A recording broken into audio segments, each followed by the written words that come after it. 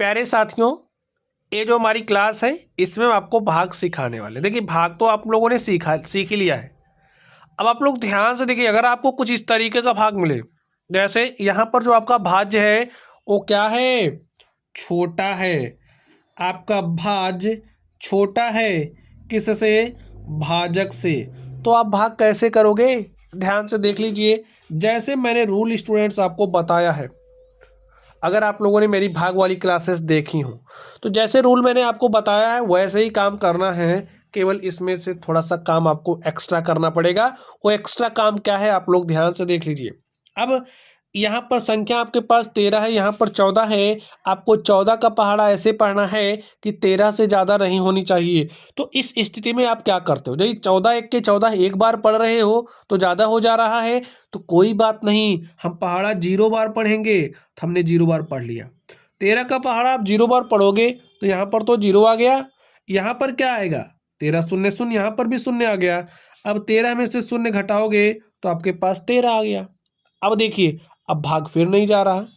तो स्टूडेंट इस स्थिति में अब आप फिर 0 बार नहीं पढ़ोगे, एक बार आप पढ़ चुके हो। अब आपके पास अगले स्टेप में हम लोग यहाँ पर दशमलव लगाएंगे, ठीक है। और दशमलव लगाने के बाद यहाँ पर एक अंक उतार सकते हैं। आप लोग एक अंक उतारते थे ना, देखिए यहाँ पर भी अब हम जब दशमलव लगा दिए ना, तो यहाँ पर हम 1 0 लिख सकते हैं। तो हमने 1 0 लिख दिया है। अब 14 का पहाड़ा आपको ऐसे पढ़ना है कि 130 से ज़्यादा नहीं होना चाहिए। पहाड़ा पढ़ दीजिए। देखिए 14 अट्ठे 112, 14 नवैया 126, 14 दाम 140 होता है, ज़्यादा हो जा रहा है। तो 14 नवैया 126 हम 9 बार पढ़ेंगे। तो 9 बार हमने क्या कर दिया, पहाड़ा पढ़ दिया। तो कितना आया, 126 लिख दिया। माइनस लगाइए। अब 0 में से 6 घटाइए, कैसे घटेगा, यहाँ से एक हासिल लोगे, यहाँ उधार, यहाँ से एक उधार आया, यहाँ हो गया 10। और 10 में से 6 घटाओगे तो 4 आ गया। 2 में से 2 घटाया तो 0 आ गया। 1 में से 1 घटाया 0 आ गया। अब स्टूडेंट्स, अब आप 1 0 फिर लिख सकते हो, ठीक है। तो हमने 1 0 लगा दिया। 14 का पहाड़ा ऐसे पढ़ना है। देखिए हर स्टेप में आप एक एक अंक उतार सकते थे ना, एक अंक उतारने के लिए आप फ्री थे, लेकिन यहाँ कोई अंक है ही नहीं। हम दशमलव लगा चुके हैं। हम दशमलव के बाद हर एक स्टेप में हम 1 0 लिखने के लिए फ्री होंगे, ठीक है। जैसे हमने यहाँ पर 1 0 लिखा, अब यहाँ पर हमने 1 0 लिखा। इसी तरीके से अगले स्टेप में हमें जरूरत पड़ेगी तो 0 में लिख लेंगे। चलिए आगे ध्यान से देखिए। 14 का पहाड़ा ऐसे पढ़ना है कि 40 से ज़्यादा ना हो। तो 14 दूनी 28, 14 तियाँ 42, 3 बार ज़्यादा हो जा रहा, 2 बार पढ़ेंगे। तो 14 दूनी क्या हो गया, 28। यहाँ पर आप 28 लिखिए, माइनस का चिन्ह लगाइए। देखिए 10 में से 8 घटाओगे 2 आया, यहाँ पर 3 बचा है, 3 में से 2 घटा 1, तो हमारे पास 12 आ गया। 1 0 लगा दीजिए। चलिए पहाड़ा पढ़िए, 120 से ज़्यादा नहीं होना चाहिए। तो 14 अट्ठे 112, 8 बार गया। तो यहाँ पर हमने कितना लिख दिया, 112।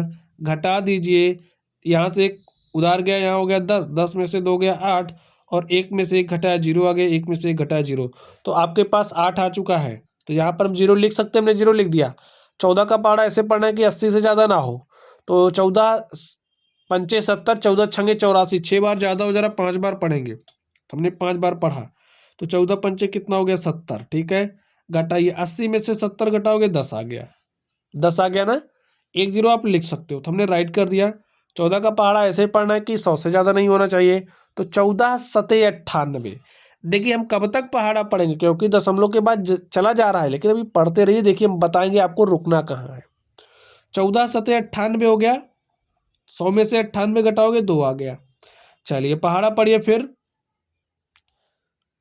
यहाँ शून्य हो गया ना, 0 उतार सकते हैं, 0 राइट कर सकते हैं।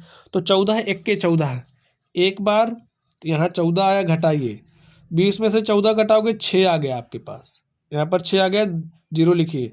14 चौके क्या होता है, 56। तो यहाँ पर 4 लगा के हमने 56 लिखा। और देखिए 60 में से 56 घटाया तो 4 आ गया, ठीक है। अब देखिए यहाँ पर आपका 0 लगाओगे, 40 हो गया। 14 का पहाड़ा कितना बार पढ़ोगे, 2 बार। तो 2 बार हमने पढ़ दिया। तो यहाँ पर क्या आ गया, 28। अब स्टूडेंट्स आप लोग कुछ देख पा रहे होंगे, 40 में से 28 घटाओगे तो आपके पास क्या आएगा, 12। देखिए जैसे यहाँ पर आपके पास 40 आया था ना, 40 में से 28 घटाया 12।